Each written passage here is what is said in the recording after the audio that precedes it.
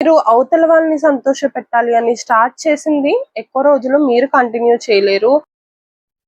Hello అందరికి, welcome to my channel Revathi Devarakonda. మీలో ఎవరైనా ఫస్ట్ టైం మన ఛానల్ చూస్తున్నట్లయితే, నా పేరు రేవతి. మన ఛానల్లో వ్లాగ్స్ లేదా నేను నా లైఫ్లో ఎక్స్పీరియన్స్ చేసిన సిచ్యువేషన్స్ అన్ని మీతో షేర్ చేసుకోవడానికి ట్రై చేస్తాను. అండ్ నాకు నచ్చిన కంటెంట్ మెయిన్లీ పోస్ట్ చేయడానికి ట్రై చేస్తాను. సో మీకు కనుక మన ఛానల్ నచ్చితే సబ్స్క్రైబ్ చేసి సపోర్ట్ చేయడం మర్చిపోద్దు. అండ్ ఈరోజు టాపిక్ వచ్చేసి, మీరు థంబ్నెయిల్లో చూసినట్లుగానే my journey on YouTube from 0 to 1000+ subscribers అనమాట. యాక్చువల్గా ఇది చాలా చాలా చాలా కష్టమైనది, అంటే అనుకున్నంత ఈజీ ఏం కాదు అని నాకు చేసాక అర్థమైంది.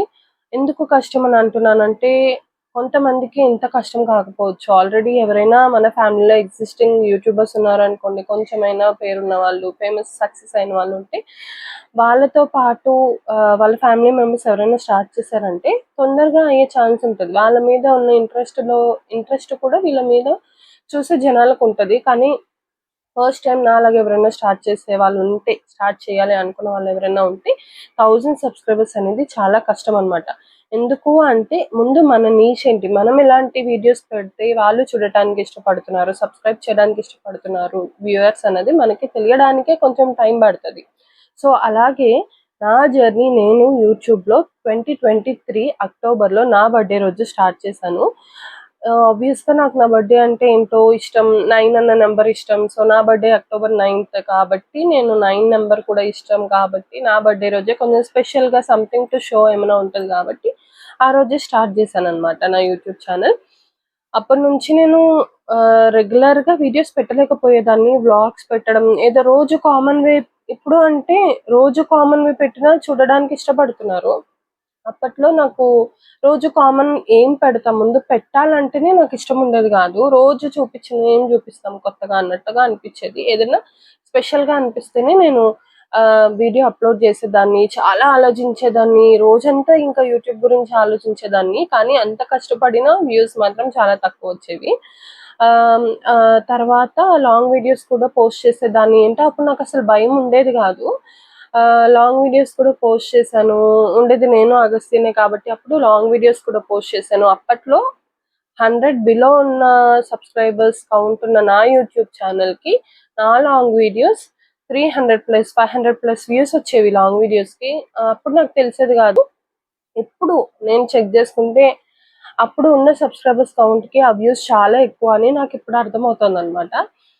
కానీ తర్వాత నేను అప్పుడే కంటిన్యూ చేస్తుంటే మేబీ తొందరగా అయిపోయేదేమో, నాకు తెలీదు.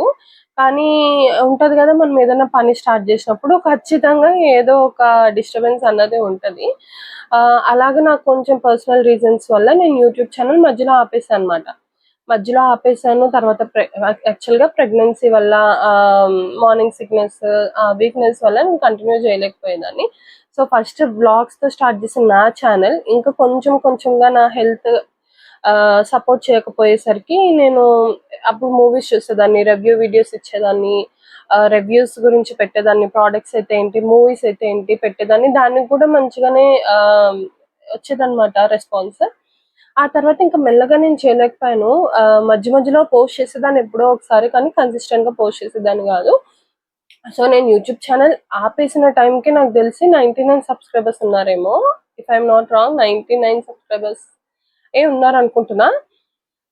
అలా ఇంకా స్టాప్ చేశాను, మధ్యలో ఆపేసాను. ప్రెగ్నెన్సీ దగ్గర పడడం, డెలివరీ దగ్గర పడడం అవన్నీ. ఇంకా తర్వాత డెలివరీ అయినా కూడా నాకు ఇంకా ఏదో పిచ్చి ఉండేదండి, చెయ్యాలి, వీడియోస్ పెట్టాలి, పోస్ట్ చేయాలి అని అనిపించేది. సో అక్కడక్కడ చిన్న చిన్న వీడియోస్ అయితే పోస్ట్ చేసేదాన్ని, రెగ్యులర్గా అయితే పోస్ట్ చేసేదాన్ని కాదు. సో ఆ తర్వాత మళ్ళీ ఐ థింక్ నవంబర్లో, 2025 నవంబర్లో మళ్ళీ ఐ డోంట్ నో ఎందుకో సడన్గా మళ్ళీ ఇంట్రెస్ట్ వచ్చింది. రోజు పెట్టాలనేసి ఇంట్రెస్ట్ అయితే ఉంది, వీడియోస్ అప్లోడ్ చేయాలని, కానీ కన్సిస్టెంట్గా పెట్టలేకపోయేదాన్ని. సో కన్సిస్టెంట్గా ఎలా అయినా పోస్ట్ చేయాలి, నేను ఎలా అయినా 1000 సబ్స్క్రైబర్స్ సంపాదించుకోవాలన్న ఫైర్ వచ్చేసింది నిజంగా. సో ఇంకా స్టార్ట్ చేశానండి. ఫస్ట్ మళ్ళీ వ్లాగ్, అప్పుడు వాకింగ్ చేసేదాన్ని, వెయిట్ లాస్ కోసం అని చెప్పి వాకింగ్ చేసేదాన్ని. అవే తీసి నేను వీడియోస్ అప్లోడ్ చేసేదాన్ని. అండ్ మెల్లమెల్లగా తర్వాత నాకేమనిపించిందంటే, ఏంటి ఈ వ్లాగ్స్ వల్ల రోజు చేసే పని చేస్తున్నాం కదా, నేను కొత్తగా చేయడానికి ఏమి ఉండేది కాదు, చూపించడానికి కూడా కొత్తగా ఉండేది ఏం కాదు. సో నేను తర్వాత కొంచెం సామెతలు స్టార్ట్ చేశాను అనమాట. తెలుగు సామెతలు చెప్పడం స్టార్ట్ చేశాను. సో దానికి కూడా రెస్పాన్స్ చాలా బాగా వచ్చిందండి. షార్ట్స్ పెట్టినప్పుడు రోజుకి మినిమం అంటే తక్కువ అయ్యుండొచ్చు. రోజుకి మినిమం 4 సబ్స్క్రైబర్స్ రోజు వచ్చేవాళ్ళనమాట. ఇంకా కన్సిస్టెంట్‌గా వచ్చేవాళ్ళు సబ్స్క్రైబర్స్. నాకు అది చాలా హ్యాపీగా అనిపిచ్చేది. అంటే ఏ గ్రోత్, ఏ మూవ్‌మెంట్ లేని మన ఛానల్ సామెతలకి అసలు ఆ రెస్పాన్స్ వస్తదా అని అనుకోలేదు నేను. కానీ సామెతల్ని కూడా చాలా బాగా రిసీవ్ చేసుకొని దానికి కూడా 3-4 సబ్స్క్రైబర్స్ రోజుకొచ్చేవాళ్ళనమాట. అలాగా నా ఛానల్ సబ్స్క్రైబర్స్ నియర్లీ 200 వరకు అయ్యారు. 200 వరకు అయిన తర్వాత రోజు దాని మీద కూడా బాగా వర్క్ చేసేదాన్ని. ఏ సామెత చెప్దాము? ఎలా చెప్దాము? ఏది యూజ్ అవుతుంది? అనేసి చాలా ఆలోచించి పెట్టేదాన్ని. చాలా టైమ్ స్పెండ్ చేసేదాన్ని. సో అలా పెట్టగా తర్వాత నేను నా ఫోన్‌లో కొన్ని రీల్స్ చూసాను. నాకు అప్పటి వరకు తెలీదు రీల్స్ చేయొచ్చు అనేసి. ఒక రీల్ చూసాను. నాకది చాలా అనిపించిందండి. చాలా నవ్వొచ్చింది. ఎంజాయ్ చేశాననమాట. సో ఆబ్వియస్‌గా మనం దేని మీద ఆలోచిస్తామో మన థాట్స్ అన్నీ అటే వెళ్తూ ఉంటాయి గదా! సో అలాగే నేను ఆ రీల్ చూసినప్పుడు నవ్వేసి ఊరుకోకుండా అరే! భలే చేశారే! భలే నవ్వొచ్చింది. భలే ఎంటర్‌టైనింగ్‌గా అనిపించింది. మనం కూడా ఇట్లా ఏమైనా ట్రై చేద్దామా అని అనిపించిందనమాట.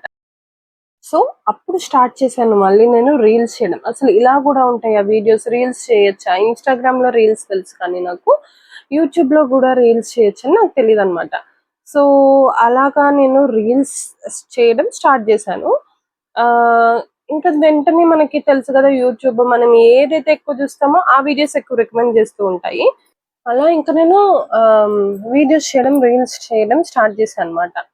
సో లిటరల్‌గా నేను వ్లాగ్స్ గానీ లేదా వ్లాగ్స్ వచ్చేసి నేను సబ్స్క్రైబర్స్ రావాలి, నాకు మానిటైజేషన్ అవ్వాలి అనే ఉద్దేశంతో స్టార్ట్ చేశాను. కానీ సామెతలు వచ్చేసి ఏదైనా యూజ్‌ఫుల్ స్టార్ట్ చేయాలి. ఈదర్ ఎంటర్‌టైన్ చేయాలి ఆర్ ఎల్స్ కొంచెం ఇన్ఫర్మేటివ్‌గా లేదా మోటివేషనల్‌గా ఉండాలి అనే ఉద్దేశంతో నేను సామెతలు అనేది స్టార్ట్ చేశాను. అది కూడా మంచిగానే రెస్పాన్స్ వచ్చింది. సర్ప్రైజింగ్‌లీ నేను అసలు రీల్స్‌కి అనుకోలేదనమాట. రీల్స్‌కి ఇంత బాగా రెస్పాన్స్ వస్తది. ఇంతమంది ఇష్టపడతారు అని నాకు నిజంగా నేనప్పుడు ఎక్స్‌పెక్ట్ చేయలేదు. నేను రీల్స్ చేసినప్పుడు ఫస్ట్ నాకొచ్చిన థాట్ ఏంటంటే, అరే! ఇది బావుంది. మనం కూడా ఇట్లా ట్రై చేద్దాం బావుంటది అని నేను ఎంజాయ్ చేయడానికి సెలెక్ట్ చేసుకున్న నీష్ అన్నమాట ఇది. సో సర్ప్రైజింగ్‌లీ ఏంటంటే రోజుకి ఒక 10 మెంబర్స్, 15 మెంబర్స్, 20 మెంబర్స్, రోజుకి ఒక 60 మెంబర్స్ సబ్స్క్రైబర్స్ వచ్చిన వాళ్ళు కూడా ఉన్నారు ఒక వీడియోకి. సో నాకది చాలా అనిపించింది. ఒకవైపు నేను ఎంజాయ్ చేస్తూ ఇంకొకళ్ళు కూడా అది ఎంటర్‌టైన్ అవుతున్నారనమాట. అది నాకు బాగా అర్థమైంది. సో ఇప్పుడు నేను ఇదంతా ఎందుకు చెప్పానంటే వాట్ యాక్చువల్లీ వర్క్‌డ్. అంటే మనం ఎలా ఆలోచిస్తే వి కెన్ మూవ్ ఫార్వర్డ్ అని నాకు అప్పుడు అనిపించింది. ఎప్పుడైతే నేను సబ్స్క్రైబర్స్ రావాలి, వ్యూస్ రావాలి అని అనుకుంటూ చేశానో, నేనేం చేస్తున్నానో అంతగా పట్టించుకోకుండా పోస్టే చెయ్యాలి అని నేను ఎప్పుడైతే వ్లాగ్స్ చేశానో రెస్పాన్స్ చాలా తక్కువగా ఉండింది కానీ చాలా తక్కువ. నెక్స్ట్ ఎప్పుడైతే కొంచెం ఇన్ఫర్మేషన్ ఇద్దాము, మోటివేషనల్ వీడియోస్ చేద్దాము అని అనుకున్నానో అప్పుడు ఇంకొంచెం బాగా రెస్పాన్స్ వచ్చింది. కానీ కంపారిటివ్‌లీ తక్కువ. అలా కాకుండా నాకు నచ్చింది. అరే! నేనిది ఎంజాయ్ చేశాను. వేరే వాళ్ళు కూడా ఎంజాయ్ చేశారేమో. నాకు నచ్చింది ఫస్ట్ నేను చేస్తాను అనే ఉద్దేశంతో నేను ఎప్పుడైతే నాకు నచ్చినవి పోస్ట్ చేయడం స్టార్ట్ చేశానో, అప్పుడు నిజంగా చాలా బాగా రెస్పాన్స్ వచ్చిందండి. అంటే ఫస్ట్ థింగ్ మనం ఎంజాయ్ చేయాలి. సెకండ్ థింగ్ మనం ఎంజాయ్ చేస్తున్నామంటే ఆబ్వియస్‌గా మనం కనెక్ట్ అయిన వాళ్ళకి, మనలా ఆలోచించే వాళ్ళకి ఖచ్చితంగా నచ్చుతుంది. ఎంటర్‌టైన్ అవుతారు, ఇష్టపడతారు. అది ఫస్ట్ థింగ్ నేను నేర్చుకున్నాను. నేను సెకండ్ థింగ్ వచ్చేసి 2 ఇంపార్టెంటే. అంటే వ్యూవర్స్ ఏది ఇష్టపడుతున్నారు, వాళ్ళకేమి కావాలి అని వాళ్ళ గురించి మనం ఆలోచించి వీడియోస్ తీసామనుకోండి సక్సెస్ అనేది తక్కువ ఉండొచ్చు. అండ్ ఆల్సో మనకది నచ్చలేదనుకోండి వాళ్ళ కోసం మనం చేస్తూ విల్ లూజ్ అవర్ సెల్ఫ్స్ అన్నమాట. అలా కాకుండా అవతల వాళ్ళకి ఏమి నచ్చుతుంది, మనం ఏది ఎంజాయ్ చేసి చేయగలుగుతున్నాం అని మనం ఎప్పుడైతే మన నీష్ అనేది మనం క్యాచ్ చేయగలుగుతామో, నాట్ ఓన్లీ నీష్ అండి. ఒకవేళ నీష్ అంటే ఏంటి పర్టిక్యులర్ ఒక కాన్సెప్ట్ అని కాకుండా ఎప్పుడైతే యూ లవ్ డూయింగ్ సంథింగ్ అది ఖచ్చితంగా నీకు కనెక్ట్ అయ్యే వాళ్ళకు కూడా నచ్చి ఉంటది కదా. సో 2 సైడ్స్ విన్ విన్ అన్నమాట. విన్ విన్ కేస్ ఇది. మీకు ఎక్కువ టైర్డ్‌నెస్ అనిపించదు. మీరు ఎంజాయ్ చేస్తూ చేస్తారు. అండ్ చూసే వ్యూవర్స్ కి కూడా నచ్చుతుంది.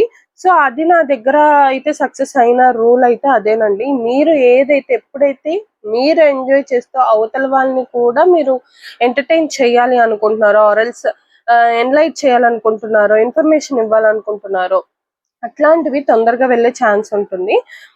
సో అదనమాట నా జర్నీ ఫ్రమ్ 0 to 100,000 ప్లస్. ఎలా అంటే నాకు స్పీడ్ గా ఏ నిష్లో అయిపోయిందంటే రీల్స్ లోనే అయ్యిందనమాట. అండ్ మెల్లగా రీల్స్ చేసేటప్పుడు మిమ్మల్ని చాలా మంది ఇష్టపడతారు. ఇష్టపడిన తర్వాత మీ లైఫ్, మీ సొంత విషయాలు ఏంటి అని తెలుసుకోవడానికి ట్రై చేస్తారు. సో అలాంటి టైంలో ఎప్పుడైతే మనం కొంచెం రీచ్ వెళ్తున్నామో, రీచ్ పెరిగినప్పుడు మనం లాంగ్ వీడియోస్ చేయడం స్టార్ట్ చేసాం అనుకోండి, మనం అంటే ఇష్టం ఉన్న వాళ్ళు మన రియల్ లైఫ్ ఏంటో కూడా చూడడానికి ఇష్టపడతారు. So that's the Mantra in my channel. Of course కొంచెం స్లోగానే గ్రో అయింది, ఎందుకంటే నాకు కొంచెం టైం పట్టింది టు క్యాచ్ మై నీష్ అనమాట. షార్ట్స్ లో ఒక నీష్ నేను ఫాలో అవుతూ సబ్స్క్రైబర్స్ పెరిగిన తర్వాత I started long videos. Long videos లో కూడా నేను ఎక్కువగా నా రొటీన్, నా మెమరీస్, మన డైలీ రొటీన్ ఏంటంటేనండి, మరీ రోజు లేచామో తిన్నామో పడుకున్నామో అట్లా కాకుండా ఏవైతే స్పెషల్ మూమెంట్స్ ఉంటాయో అవి రికార్డ్ చేస్తే మనకి మెమరీస్ లాగా ఉంటది. అండ్ చూసే వాళ్ళు కూడా ఆనందిస్తారు, మనం అంటే ఇంట్రెస్ట్ ఉన్న వాళ్ళు.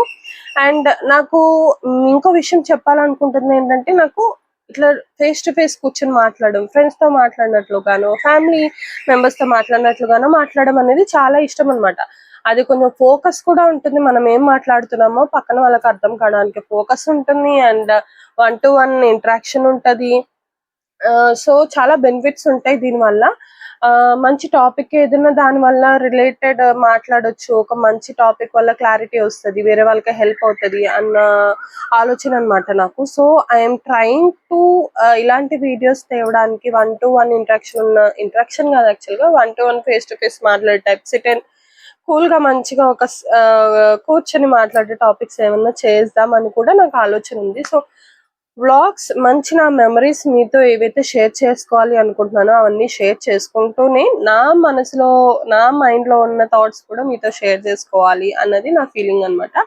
సో అదే నేను ఇప్పుడు కొత్తగా స్టార్ట్ చేయాలి అనుకుంటున్న వాళ్ళకి నేను ఇచ్చే సజెషన్ అయితే ఇదే.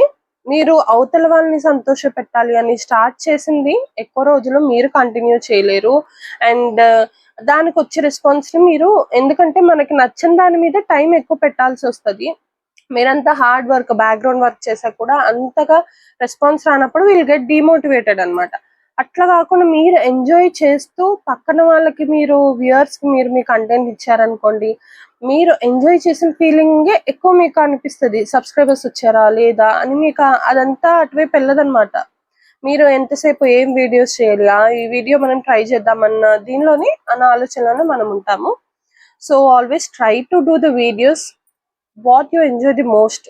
ఫస్ట్ మీరు ఎక్కువగా ఎంజాయ్ చేసేది చేయడానికి ట్రై చేయండి. నెక్స్ట్ ఆటోమేటిక్ గా మీలాంటి మైండ్ సెట్ ఉన్న వాళ్ళకి, మీరు ఇష్టం ఉన్న వాళ్ళకి ఆ వీడియోస్ ఆటోమేటిక్ గా నచ్చుతాయి. So that's it for today. ఇదేనండి ఈరోజు వీడియో. సో ఇలాంటి సిట్ అండ్ టాక్ వీడియోస్ నేను కొంచెం ప్లాన్ చేస్తున్నాను. సో మీకు కనుక మన వీడియోస్ నచ్చితే ఖచ్చితంగా సబ్స్క్రైబ్ చేయండి. అండ్ నన్ను సపోర్ట్ చేయడం మాత్రం అసలు మర్చిపోవద్దు. Thank you so much. మళ్ళీ నెక్స్ట్ వీడియోలో కలుద్దాం. బాయ్.